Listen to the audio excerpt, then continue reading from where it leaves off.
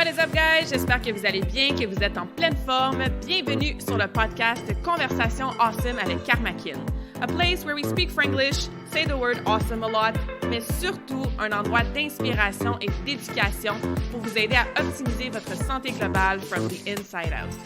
Mon nom est Claudia, fondatrice de Karmakin, et ma mission avec ce podcast est de t'amener dans un monde de développement personnel, d'optimisation d'habitudes de vie et de découverte so you can unleash your potential and live the life you truly want and deserve. Merci d'être à l'écoute. You're awesome.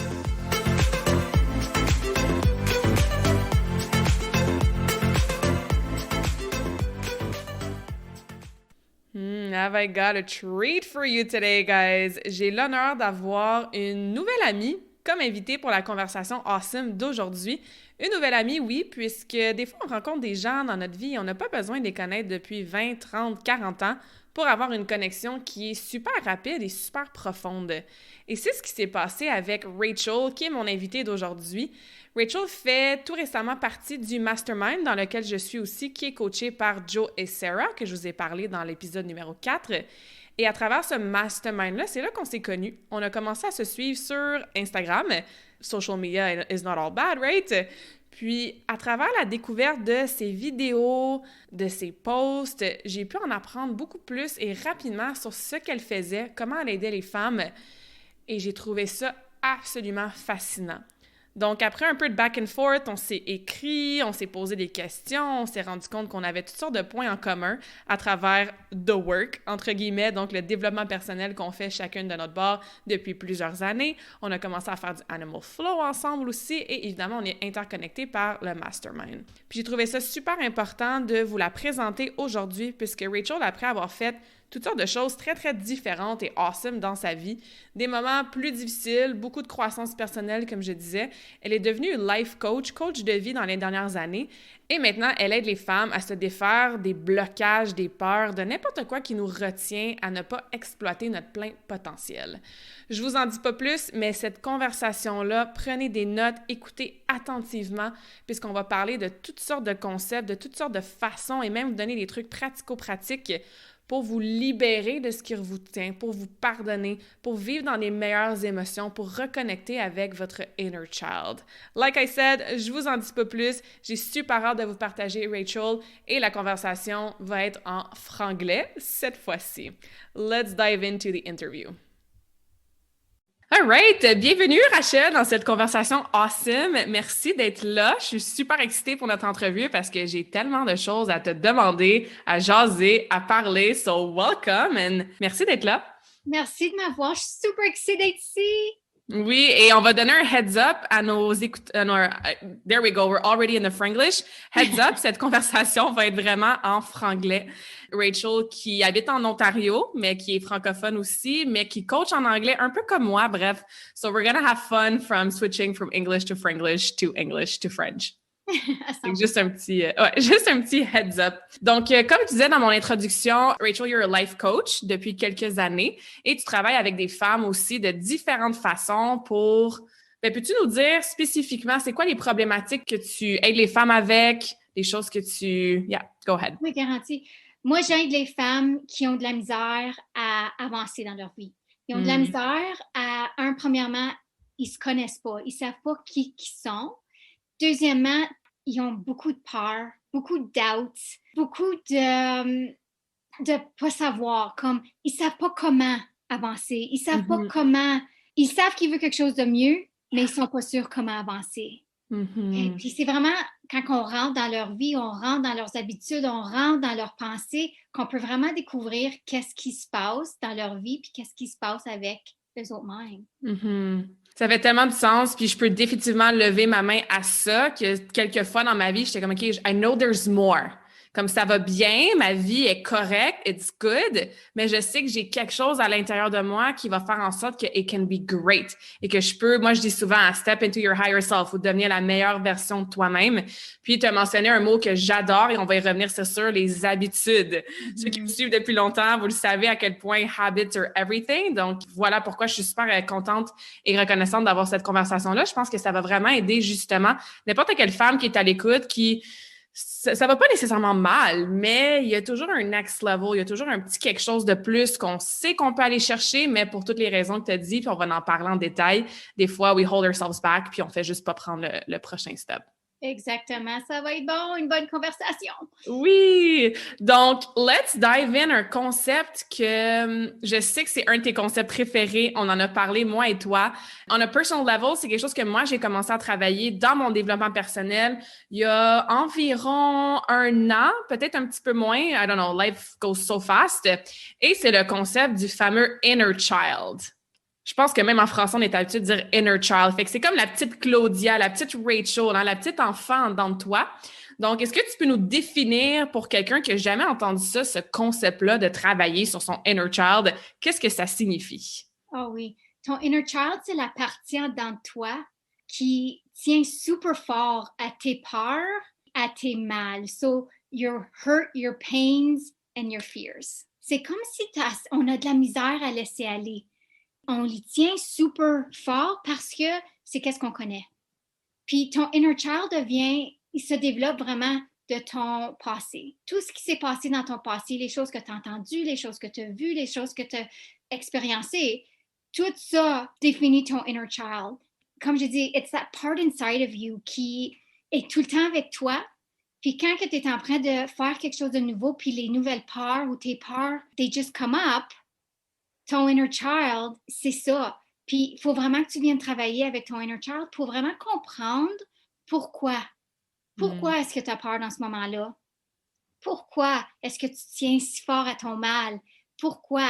Puis une fois que tu commences à déterminer c'est quoi le pourquoi, bien, tu commences à comprendre un peu plus les raisons que tu fais, qu'est-ce que tu fais, les raisons que tu réagis, tes habitudes, tes pensées. Puis c'est de là que tu es capable de vraiment commencer à changer, redéfinir les choses que tu aimerais faire pour pouvoir avancer. Ça fait du sens. Absolument, vraiment. Est-ce que tu as des exemples vraiment plus concrets de justement une situation, peut-être avec toi-même, avec tes clientes, qui est très précise, que cette personne arrive pour faire quelque chose, puis là, paf, il y a une peur qui arrive et que ça pourrait venir de notre inner child? Garanti. Je vais vous donner un exemple à moi. J'ai passé beaucoup de mon enfance en peur. Je pense qu'il y a beaucoup de monde qui peut just relate to this is you spend your entire childhood living fear. Je prenais mes décisions de peur. Toute mon individualité, toute ma personne a été développée de ça. Puis quand j'ai commencé à réaliser ça, j'ai fait quand je faisais le travail avec le inner child. So, à chaque fois, puis je pense qu'il y a beaucoup de monde qui vont comprendre, à chaque fois que tu fais quelque chose de nouveau. So, embarquer sur un podcast avec toi, pour exemple. J'ai beaucoup de peur qui a surmonté en dedans de moi, mais c'est d'être capable de reconnaître cette peur-là, puis pas essayer de just shoo it away. De vraiment prendre un pas de recul, comme prendre un step back, puis de voir, où est-ce que je le sens dans mon corps, parce que ça, c'est super important de le reconnaître. Tu veux savoir où est la peur dans ton corps, parce que c'est une partie de ton corps qui peut venir t'affecter plus tard ou t'affecte en ce moment. Puis comme pour moi, je retiens ma peur dans mon ventre, dans mon estomac, dans ma digestion. Puis j'ai tout le temps eu des problèmes de digestion dans ma vie, parce que c'est là que me tient ma peur. So, quand que je rentre dans une situation que j'ai peur, je suis capable de prendre un pas de recul, je le ressens dans mon corps, puis c'est là que tu commences à faire le travail avec ton inner child. Tu prends un pas de recul, puis tu y parles. Tu veux développer une relation avec cette partie-là de toi-même. Tu veux vraiment just make her feel good. Make her feel supported. Tu veux qu'elle sache qu'elle n'est pas toute seule, parce que beaucoup de fois, c'est ça qui nous manque. On a besoin de support, on a besoin de sécurité, puis on a besoin de savoir qu'on n'est pas toute seule. Alors, prendre un pas de recul, puis de juste vraiment d'être capable de me parler, puis de parler à cette partie-là de moi-même, puis c'est juste de me rappeler que look how far I've come. Que c'est pas la première fois que je fais quelque chose comme ça, mais je suis pas toute seule. Right? I'm there for me. C'est moi. Juste ça, c'est super powerful pour pouvoir vraiment, tu te comprends, puis de juste vraiment abaisser ta peur, puis de juste la soutenir comme you're there, you're supporting me, puis let's do this, tu sais. Tellement. Puis, tu sais, si moi, je peux donner un exemple personnel, c'est ça, c'est dès que, par exemple, je devais dire non à quelque chose ou à quelqu'un, ou je devais imposer une limite, Ben ça, évidemment, ça me rendait vraiment inconfortable. Je viens d'avoir des frissons partout, tu sais, parce que j'ai pas été habituée à imposer mes limites. Puis, c'est pas négatif d'imposer ses limites, c'est juste que, justement, mon inner child et comment j'ai été programmée, I have to please everybody. Et je dois être la personne parfaite pour tout le monde, la sœur parfaite, la fille parfaite, la patineuse parfaite, l'élève parfaite. Donc, si à un moment donné, je suis en désaccord avec quelqu'un et je dois dire non, ou que I'm burning out, j'ai plus d'énergie, je dois dire non pour rendre service à yet another person, ben c'est ces peurs-là, puis ça m'empêchait d'écouter mon gut ou d'écouter la vraie réponse que je voulais donner. Puis finalement, I'll still do it, right?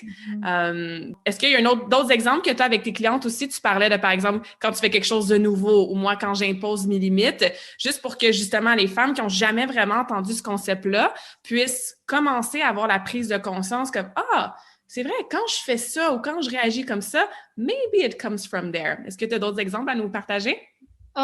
Oui, puis... So many, I'm sure, but...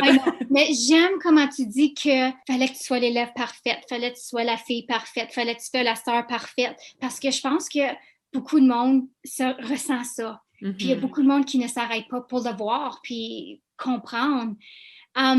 Procrastination. Procrastiner. Ça, c'est quelque chose que tout le monde, everybody deals with this, tout le monde. Si tu commences à regarder à procrastiner, puis tu regardes, c'est quoi tes habitudes? C'est quoi les habitudes que tu fais pour procrastiner? Okay? Comment est-ce que tu le fais? Puis après, c'est de reconnaître que most of the time, when we're procrastinating, c'est parce qu'il y a quelque chose de nous autres qui se sent pas sécure. Puis c'est ton inner child. Quand ton inner child te sent pas sécure, à part parce que you might fail, tu vas peut-être te faire rejeter, il y a peut-être quelqu'un qui va rire de toi, tu vas commencer à procrastiner. Tu vas commencer à juste pousser les choses de côté. You're gonna avoid it parce que tu veux te garder sécure, mais tu ne sais pas ça. C'est qu'est-ce qui se passe dans ton subconscient. Puis c'est de vraiment reconnaître que beaucoup has to do with you feeling deserving, right? Puis quand que tu te sens pas comme ça, c'est là que tu t'arrêtes. Tu t'arrêtes, tu n'es pas capable de pousser tes limites, mais tu n'es pas capable d'avancer non plus parce que tu donnes des excuses pour procrastiner. Puis, you validate those excuses. Right? Super gros. Procrastiner, c'est quelque chose que everybody needs to look at. Puis, puis c'est quand tu commences à enlever les layers. Enlève les layers. C'est là que tu commences à voir, tu sais, I'm not good enough. I'm not worthy or deserving. Tout ce chatter-là que tu entends dans ta tête, c'est ça que tu commences à reconnaître que c'est ça qui t'arrête.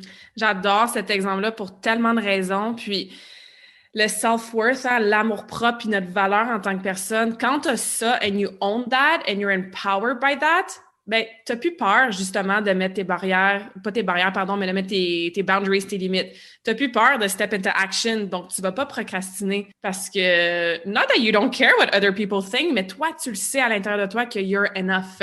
Puis, procrastiner, oui, c'est quelque chose que tout le monde fait.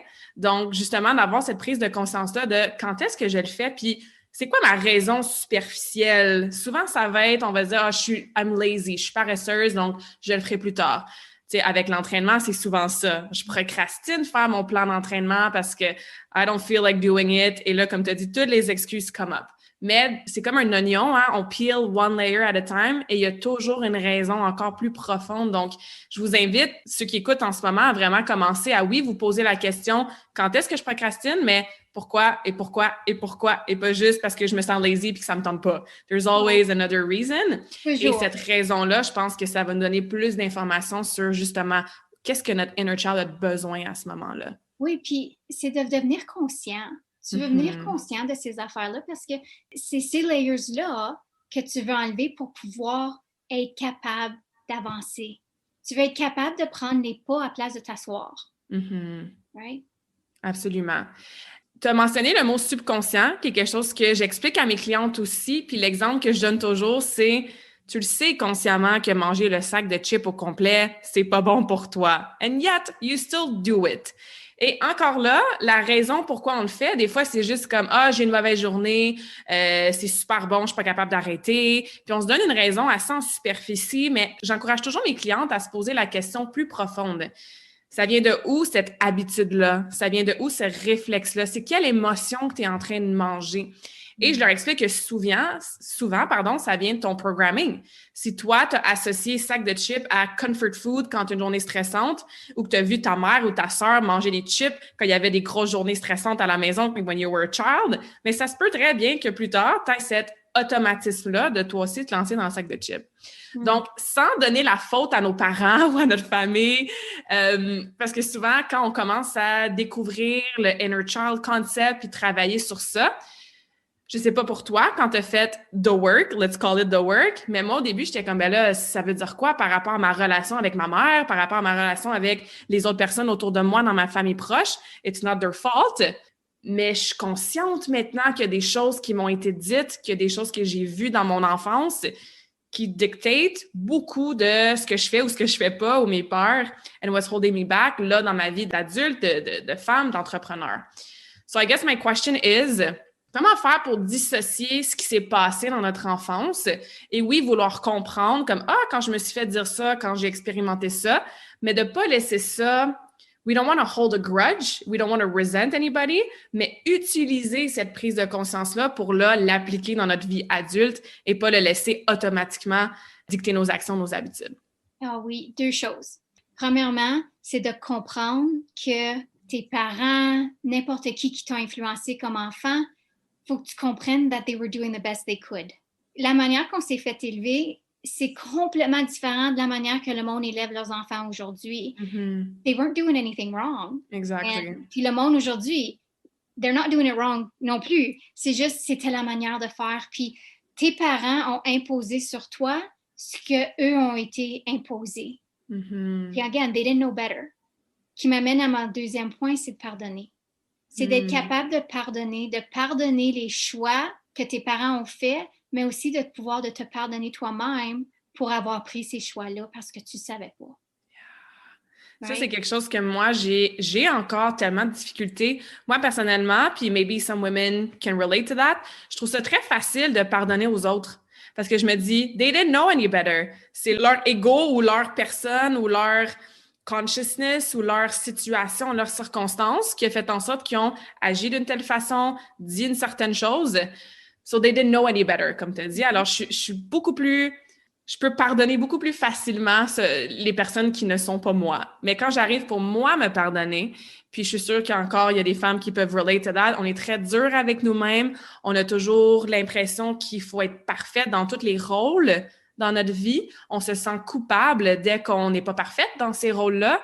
And then we beat ourselves up. Hein? J'ai triché sur ma diète, I'm a bad mom, je devrais passer moins de temps au travail, j'ai fait ci, j'ai fait ça. Donc, c'est très difficile de se pardonner. So, I love that we're chatting about this, puisque, ouais, c'est difficile de se pardonner, puis ça peut, ça aussi, nous retenir quand on veut avancer dans la vie puis atteindre nos objectifs. So, oui. Comment tu définirais justement forgiving yourself? What does that mean? What does it feel like? À quoi ça peut ressembler pour quelqu'un qui, tout le monde sait c'est quoi se pardonner, mais qui veut vraiment plus comprendre à un autre niveau?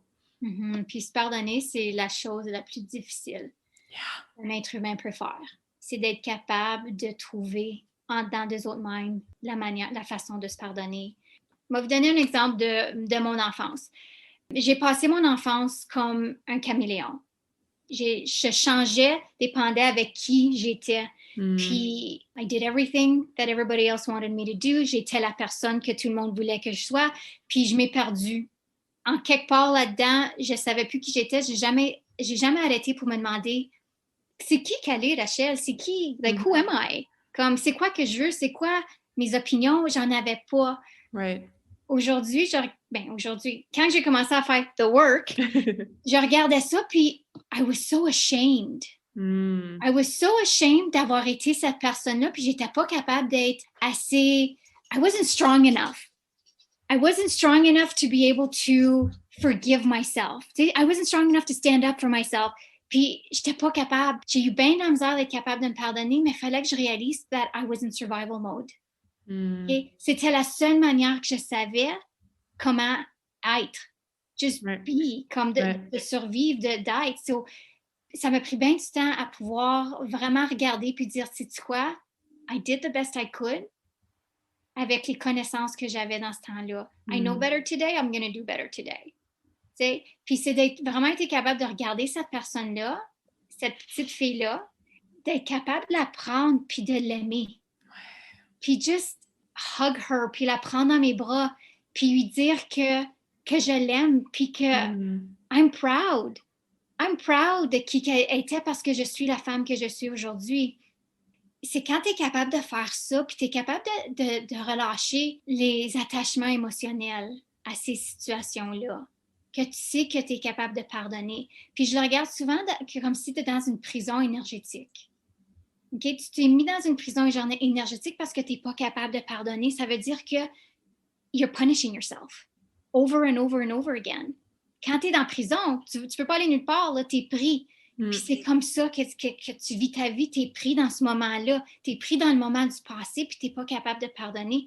C'est de pouvoir être capable de regarder tous les petits moments de ta vie qui t'ont affecté, qui t'ont blessé, qui t'ont fait mal, mais qui t'ont marqué aussi, tu sais, le trauma, puis tu veux être capable de regarder chaque expérience, puis de reconnaître que tu faisais le mieux que tu étais capable. C'est ça.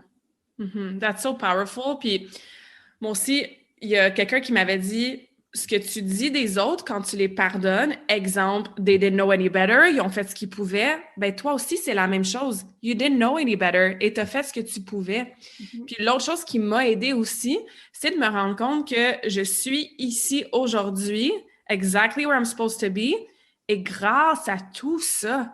Donc, grâce aussi aux choses pour lesquelles je veux me pardonner, puis les espèces de layers qu'ils ne me servent plus maintenant à 30 ans et que j'ai plus besoin d'avoir comme trait de personnalité, je peux pas m'en vouloir d'avoir été la petite fille parfaite toute ma vie parce que ça m'a servi, right? It brought me some positive stuff, ça m'a aidé à me rendre où est-ce que je suis aujourd'hui.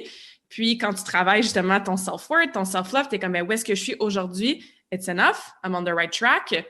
Puis, ça fait partie de tout ça. Fait que ça, c'est deux choses qui, moi, m'ont aidé à... Ben, it's a work in progress, là, mais qui m'ont aidé à pardonner certaines choses. Oui. Puis aussi, c'est de regarder tes attentes. Parce qu'on a des attentes qu'on se met sur nous-mêmes aujourd'hui, mais quand tu regardes à ton passé, tes attentes n'étaient pas pareilles. Right? Puis c'est comme si on regarde notre passé avec les attentes qu'on a de nous-mêmes aujourd'hui. Mais ça ne peut pas être pareil parce qu'on n'est pas dans la même situation et qu'on n'est pas la même personne. Right. On change, right? On change. No matter what, tu changes. En avançant, tu changes. So, c'est de regarder puis de dire les attentes que j'avais dans ce temps-là, c'est ça que c'était. Aujourd'hui, I can't go back. C'est ça. I can only go forward. Ah, j'adore ça. Même moi, ça vient de me faire un flash. J'avais jamais vu ça vraiment comme ça parce que, je veux dire, quand t'as 8 ans, 10 ans, 6 ans, t'en fais pas du développement personnel. T'es pas en train de faire comme « Ah, aujourd'hui, je me sentais comme ça, donc je devrais peut-être pardonner à ma mère d'avoir mangé un sac de chips dans ma face parce que plus tard, à 20 ans, je vais avoir des eating disorders à cause d'elle. » Comme c'est tellement pas comme ça que ça se passe. On en rit, mais ça fait du bien, justement, de se détacher, comme tu disais, de cette attentes-là, puis tu sais, en tant que femme, souvent, les attentes qu'on a sur nous-mêmes sont assez importantes, fait que I love that, even for myself. Puis je veux revenir à un mot que tu as dit tantôt, hein, trauma, les expériences traumatiques, I guess qu'on dirait en français, et si je peux parler d'une expérience personnelle, c'est que moi, je me donnais jamais le temps, l'espace, la chance, quote-unquote chance, de vivre justement certaines émotions que j'associais comme étant négatives. Exemple, me fâcher, exemple, pleurer, exemple, avoir peur, justement. I always had to be strong, puis être l'espèce de rock pour tout le monde autour de moi, puis juste power through, puis suppress my emotions. Il y a différentes raisons pourquoi j'ai fait ça, mais quand j'ai commencé à faire the work, je me suis rendu compte que je justifiais le fait de ne pas avoir eu de gros événements traumatiques dans mon enfance et je me comparais à ça. So, un exemple super précis, moi, ce qui se passait dans ma tête, je me disais, j'ai jamais été abusée, mes parents sont ensemble, j'ai eu une enfance awesome, il n'y a eu aucun big trauma in my life. Tout était très, très calme.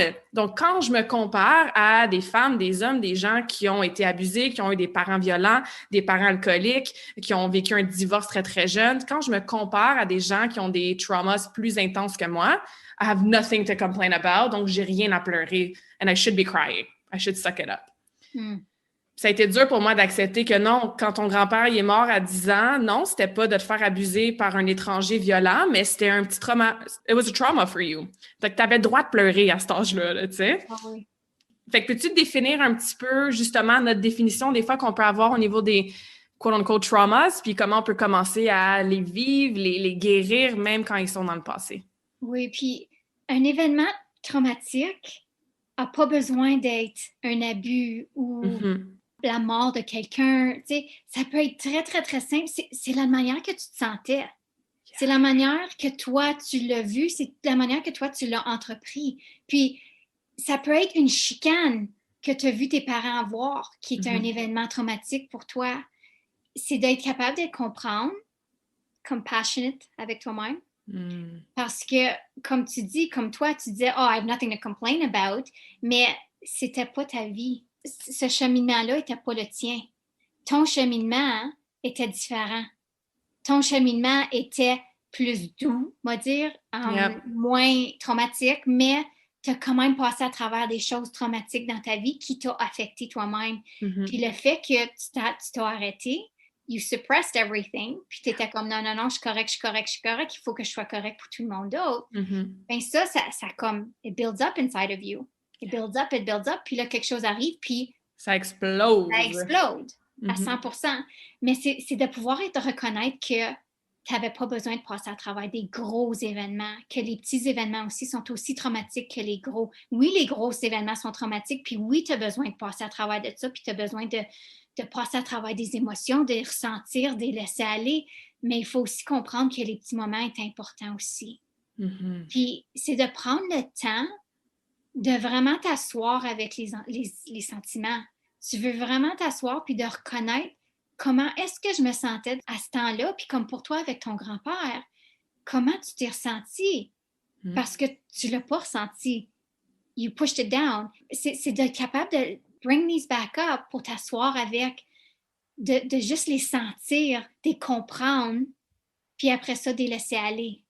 Mais c'est pas fait dans une journée, là. Ça peut prendre des semaines à faire, dépendant c'est quoi l'événement. Mais c'est de prendre le temps de le faire, puis de pas tout le temps push, puis de vraiment pousser tout en bas, puis de jamais regarder qu'est-ce qui se passe. Parce que tu vas te réveiller un jour, puis it's all gonna come out, no matter what. No matter what, ça va ressortir d'une manière ou d'une autre. Puis c'est tes relations qui vont souffrir, c'est ta santé qui va souffrir, right? C'est de vraiment pouvoir passer, de regarder les événements, t'asseoir avec les sentiments, de les ressentir puis de les laisser aller. Puis on est tellement dans une société qui va vite qu'il y a des distractions. On a un attention span de quelques secondes. Puis le commentaire puis l'espèce de phrase que j'entends souvent, c'est « Ah, il faut que je gère mes émotions ». Puis moi, je dis toujours, il ne faut pas que tu les gères, tes émotions, il faut que tu les vives. Feel all the feels. Et ça veut pas dire de jouer à la victime. Ça veut pas dire de t'apitoyer sur ton sort. Ça veut pas dire de pleurer pendant une semaine puis de devenir, you know, like, depressed. Puis si ça va jusqu'à ce point-là, ben, demande de l'aide, évidemment. Mais ça veut juste dire, comme tu dis, juste prendre le temps. Quand est-ce qu'on prend le temps dans la vie de just sit? Qu'est-ce qui est arrivé? Comment je me suis sentie? Puis whatever comes up. Moi, j'aime toujours dire à mes clientes, feel all the feels. Le nombre de fois que mes clientes vont juste break down dans leur appel, puis moi, je souris, pas parce que je suis contente de les voir pleurer, mais je suis comme, good, you're feeling all the feels. Il y a des messages qui montent avec ces émotions-là. Donc, qu'est-ce qui pourrait être une première action très, très pratico-pratique pour des femmes qui, justement, peut-être qu'ils savent déjà, qui ont suppress beaucoup d'émotions, mais que là, ils veulent commencer à vivre ça, puis juste à se questionner, what can we do on a daily basis pour commencer à être plus à l'écoute de tout ça? Ah oui, puis je veux juste dire quelque chose avant de rentrer là-dedans. C'est que j'ai une expression que je dis tout le temps avec mes clients, en anglais, qui dit « You're allowed to visit the area, but don't build a house there. » Right? Tu as le droit d'avoir tes émotions, tu as le droit de ressentir tes émotions. Fais juste pas bâtir ta maison. Don't build the roots. C'est ça. Right? I love that. Ouais. Puis de commencer à regarder à chaque jour, OK? A daily practice, c'est de commencer vraiment à te demander comment je me sens. Comment je me sens aujourd'hui? Puis d'être capable de reconnaître que, OK, je me réveillais ce matin puis je me sens bien. Yes, je me sens bien, let's take on the day. Puis il y a quelque chose qui arrive dans ta journée. C'est de remarquer qu'est-ce qui arrive dans ta journée qui va changer ces émotions-là. Puis c'est quand que tu remarques que tes émotions commencent à changer, c'est que tu veux vraiment commencer à regarder, OK, je m'ai fait à déjeuner, j'ai échappé à une assiette, puis ça m'a fâché. Okay? Puis ça a complètement ruiné ma journée. Mais pourquoi à ce moment-là? Qu'est-ce qui s'est passé dans ce moment-là? Quelle émotion qui a été triggerée? Mais pourquoi? Pourquoi est-ce que tu as été triggerée? C'est quoi la raison? Puis encore, on enlève les layers parce qu'il y a tout le temps quelque chose de plus bas. Mais c'est-tu parce que peut-être dans ton enfance, tu as échappé à une assiette puis tu t'es fait chicaner? Puis si c'est ça le lien, bon, ben, tu veux retourner à ce moment-là. Tu vas aller t'asseoir avec ta petite Rachel puis de vraiment en prendre soin. Tu veux en prendre soin. Tu veux faire sûr qu'elle est correcte pour que aujourd'hui tu sois correct. Puis que la prochaine fois que tu échappes à une assiette, it's not gonna be a big deal. C'est vraiment pas la fin du monde, mais comme tu dis, il y a tellement de layers que quand tu regardes pourquoi, mon Dieu, j'ai autant réagi comme ça. Fait que même les femmes qui ont des enfants, puis des fois, on dit « you snap ». T'es comme « mon Dieu, je me suis pas reconnue dans ce moment-là. On dit en québécois, je viens de péter une coche ». T'es comme « voyons comment ça, j'ai pété une coche ». Puis c'est sûrement pas la chose spécifique qui s'est passée qui a fait que tu as pété une coche. Mais c'est quand on enlève toutes ces couches-là, il y a un trigger qui est là, qui est dû à X de mon passé. Puis c'est de reconnaître aussi que quand quelque chose comme ça arrive à quelqu'un d'autre dans ta vie, à ton partenaire, à tes enfants, c'est quelque chose que they're being triggered. Okay? Puis on a la tendance de le prendre personnel. Right? So c'est de reconnaître que toi, tu te fais triggerer, mais l'autre personne aussi se fait triggerer par rapport à son passé, par rapport à ses habitudes, par rapport à ses pensées. Tu sais. So, c'est de vraiment reconnaître que c'est pas juste toi, c'est l'autre personne aussi. They have their own journey. Puis toi, t'as la tienne.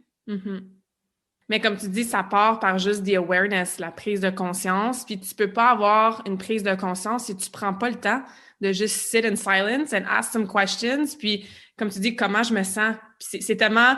J'ai souri quand tu as dit cette question-là parce que c'est tellement banal. C'est comme en nutrition, quand je leur dis, ton premier objectif, c'est de boire de l'eau. Ah ouais, juste ça. Oui, c'est banal, mais c'est un petit peu plus compliqué que tu penses, peut-être.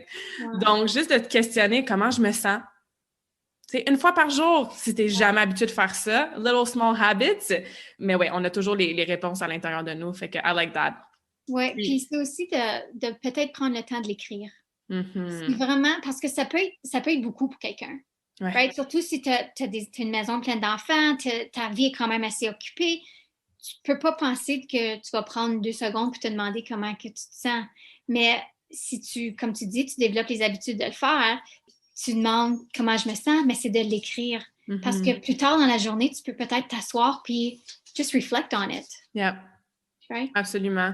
J'aime bien, c'est ça, encourager mes clientes à se faire une petite routine du soir, tu sais, puis vraiment pen to paper, écrire n'importe quoi. C'est pas obligé d'être, encore une fois, overachiever. Je dois écrire 3 pages de 15 lignes. Non, just write down ce qui vient, ce qui flow. Fait que c'est peut-être quelque chose que vous pouvez rajouter à la fin de votre journée. Regardez, OK, comment je me suis sentie? Y a-t-il des événements précis, justement, qui ont changé mon state? Puis, je ne sais pas si c'est quelque chose que tu recommandes, mais d'être assez précise dans l'émotion parce qu'on a tendance à faire « ça va bien » ou « ça va mal ». Je me sens bien, je me sens mal. Mais comment tu te sens quand tu te sens bien? Est-ce que tu te sens calme, present, grounded? Moi, hier, j'étais excitée, là, comme vraiment mon inner child, il était in full force. I was so excited. Puis quand ça va mal, bien, qu'est-ce qui fait que tu vas mal? Est-ce que tu es inquiète? Est-ce que tu es triste? Est-ce que tu es en colère? Est-ce que tu as honte? Donc, je te vois faire signe oui de la tête, alors j'imagine que c'est un bon truc. Oui, à 100%. Puis c'est de vraiment reconnaître, comme tu dis, c'est quoi l'émotion. It's not good or bad. C'est ça, it just is. Parce que tu vas comprendre plus. Puis tu as dit quelque chose à propos de ton inner child, comment tu étais excitée hier. Puis on a parlé du inner child, puis comment tu veux faire sûr de la visiter, puis de regarder pourquoi qu'elle a peur. Puis comme j'ai dit au commencement, tu veux bâtir une relation avec ton inner child, mais tu veux aussi faire des bonnes choses avec ton inner child. Puis quand elle est excitée, tu veux danser avec ton inner child, tu veux la sortir dehors, tu veux sauter dans les trous d'eau, tu veux faire des choses qui vont vraiment venir just fuel your soul. Puis c'est avec ton inner child que tu peux faire ça aussi. Puis si vous écoutez en ce moment puis vous êtes comme « How does that even work? » Parce que c'est nouveau, je te comprends. Moi aussi, j'étais là, j'avais travaillé avec Brenda, qui va être aussi invitée sur le podcast prochainement. Puis, elle m'expliquait que you don't want to heal your inner child. Tu veux pas t'en débarrasser. Tu veux pas... Elle est comme, you want to integrate her. Fait qu'on avait fait une méditation, une hypnose super powerful que justement, je connectais puis j'intégrais mon inner child dans mon cœur. Puis là, c'est comme, OK, elle est là, she's with me, je peux y parler. Même dit à voix haute comme ça, pour quelqu'un qui écoute ce genre de concept pour la première fois, it may sound a little woohoo, mais c'est littéralement ça que tu ressens. Puis, je pense que je t'en avais parlé, Rachel, la dernière fois, comme moi, au début, j'étais tellement triste parce que je me disais, mon Dieu, mon inner child felt alone forever.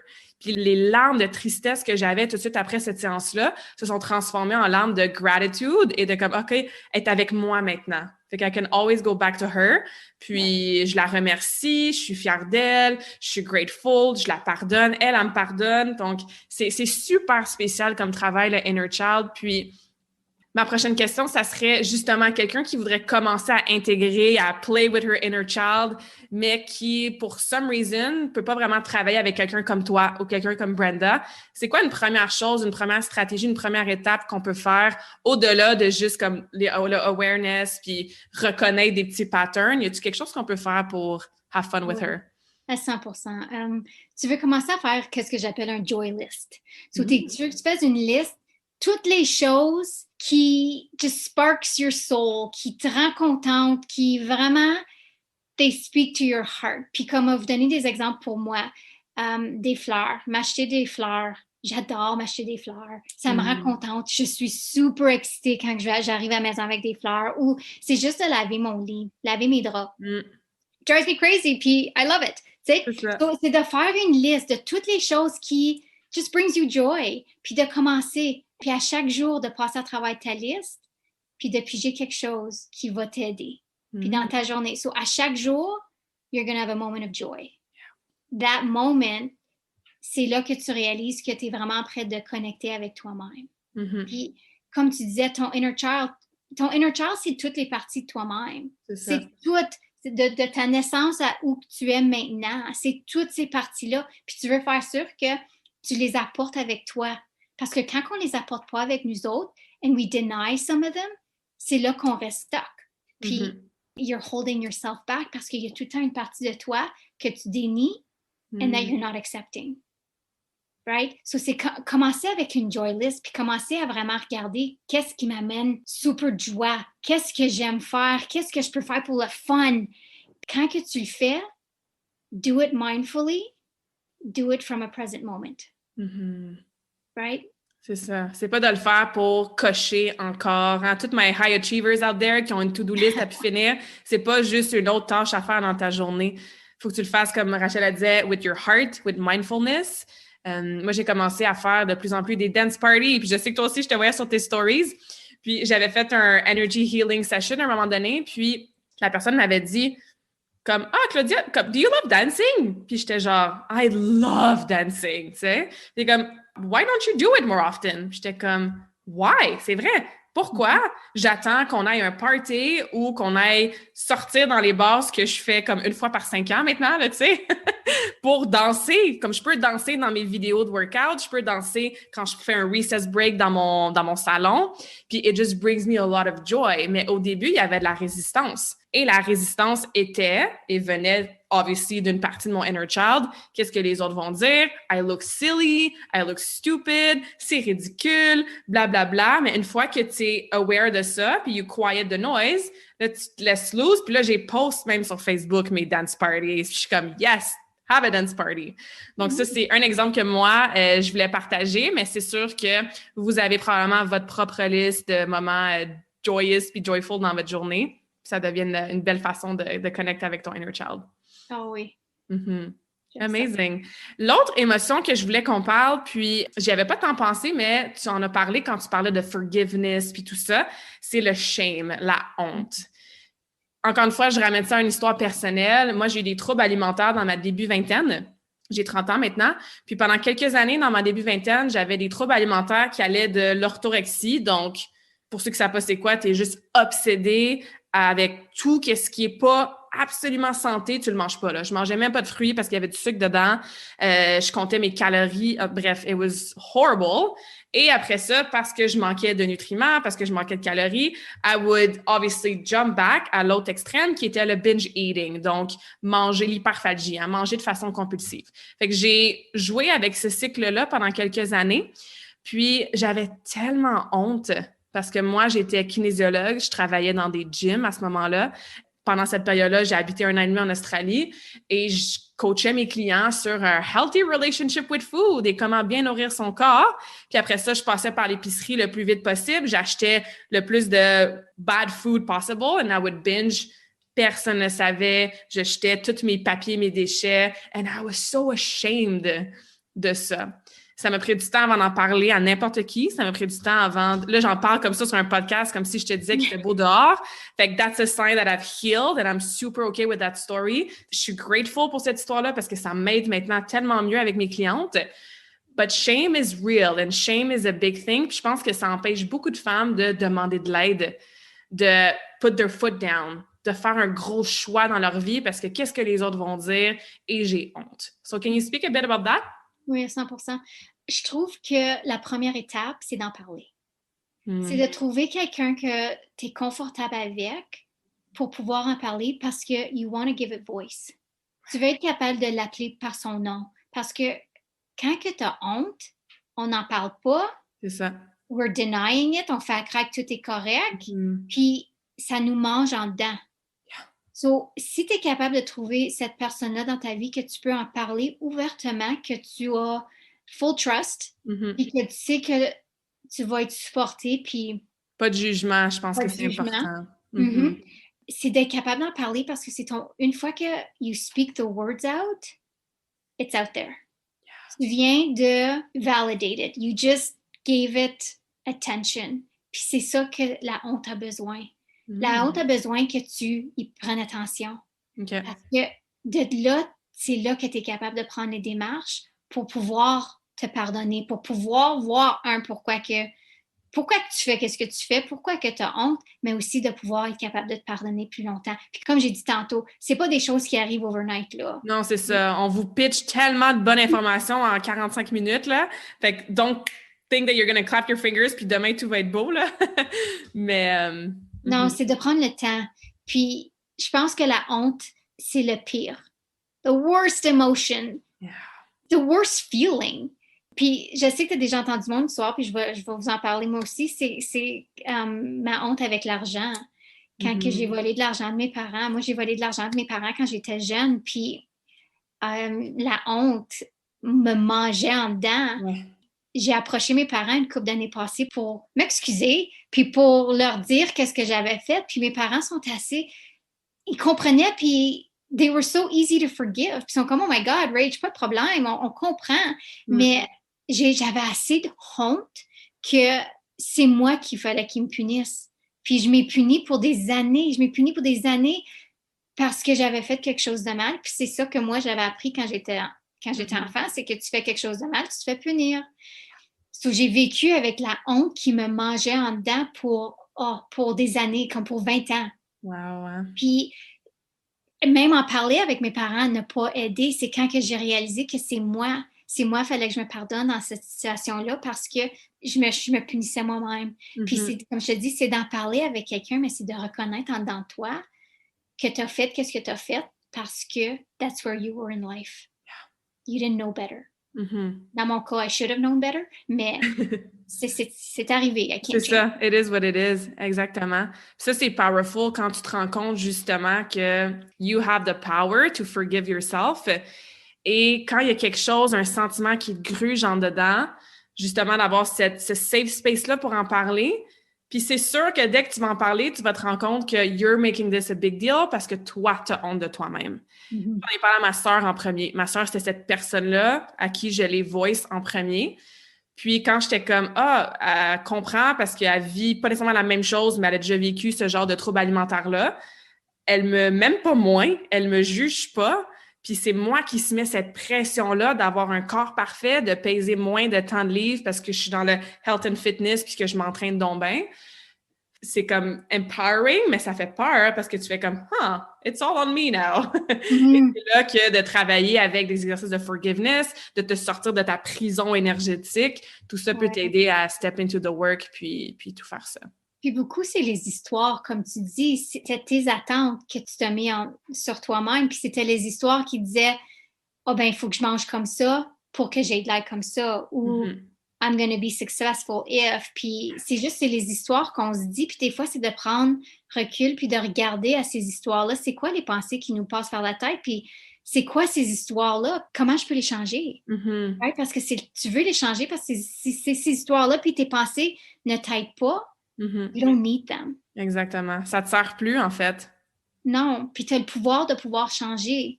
Yeah, change your story, change your life. C'est quelque chose que Tony Robbins dit beaucoup, puis que j'explique à mes clientes, que j'applique sur moi aussi. Mais tu sais, if we come back full circle, ça revient à ce qu'on disait, self-love, self-worth.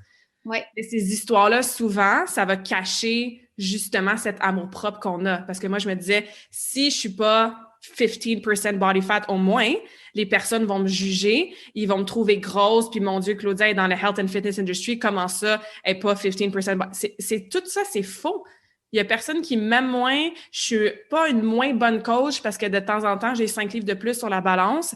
But like you said, these are all the stories we tell ourselves. Mm-hmm. C'est de reconnaître ça, ce qui revient à notre prise de conscience, c'est de se pardonner de toutes les émotions qui ont été reliées à ça, de se poser les questions d'où ça vient, notre inner child, nos croyances, ce qu'on a vu, ce qu'on a vécu, and then what are you going to do with it? Tu sais, de changer ton histoire. Puis il va falloir que tu reviennes pour reparler de ça parce que there's so many awesome things that we can obviously deep dive, mais I want to be mindful and respectful of your time.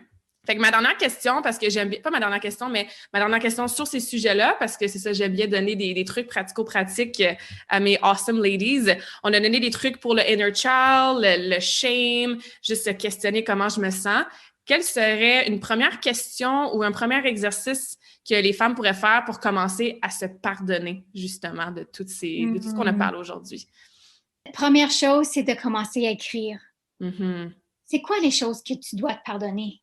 Puis de vraiment faire une liste. Tu veux faire une liste de toutes les choses que tu veux te pardonner, puis c'est de t'asseoir, just journal. Puis, I forgive you for. Mm-hmm. Je te pardonne parce que. Ouais. Tu veux laisser la plume ou le crayon, juste écrire par soi-même. Just let your feelings out. Let it all out on paper, parce que c'est de là que quand tu commences à sortir tes émotions sur papier, que tu lâches l'attachement. Mm-hmm. Puis c'est de là que tu es capable de pouvoir vraiment commencer à te pardonner. Puis si tu veux le prendre un pas plus loin, c'est de t'asseoir en avant d'un miroir. Tu veux t'asseoir en avant d'un miroir, puis te regarder, puis de te parler, Mm-hmm. puis de te le dire en te regardant dans les yeux. Je te pardonne parce que... Mm-hmm. Mm-hmm. Ouais. Ça se peut que juste d'entendre cet exercice-là en ce moment, il y a de la résistance probablement qui come up. Parce que moi, la première fois qu'on m'a expliqué ce genre d'exercice-là de forgiveness, puis de se dire « je te pardonne, je t'aime, merci, I forgive you », j'étais genre, c'est vraiment inconfortable pour moi de me dire ça à voix haute, de me regarder dans un miroir. Fait qu'allez-y vraiment étape par étape. Prenez une feuille, commencez par écrire, comme Rachel la disait, votre liste. Puis vous allez voir qu'une fois que you open the gates, il y a plusieurs choses qui vont come up. Parce que des fois, on ne sait même pas ce pourquoi spécifiquement on doit se pardonner. Fait que ça se peut que tu commences avec des petites choses. Bon, je me pardonne d'avoir mangé trop de gâteaux hier soir. Je me pardonne d'avoir skippé mon entraînement en fin de semaine. Je me pardonne d'avoir dit un commentaire un peu harsh à mon conjoint. Puis dès que tu commences puis tu te pratiques and you open up the gates, là, tu je me pardonne d'avoir fait X ou d'avoir hold that shame forever. Alors, allez-y tranquillement dans cet exercice-là, mais effectivement, c'est inconfortable au début, I have to admit. Il y a des émotions qui come up, il y a des pleurs, il y a toutes sortes de choses qui se passent. Mais après, when you release, ça fait beaucoup de bien. C'est vraiment... Like I said, it's a release. Tu te sens plus légère, tu es comme, OK, cool, je suis prête à continuer ou à avancer maintenant. Un peu comme quand je parle des affirmations avec mes clientes, ça se peut qu'au début, tu te le dises puis tu le crois pas. C'est correct si la première fois que tu te regardes dans le miroir puis tu dis, je me pardonne d'avoir mangé un sac de chips, maybe you're not going to feel it yet. Tu vas être comme, non, I still hold a grudge. Je me pardonne pas encore tout à fait.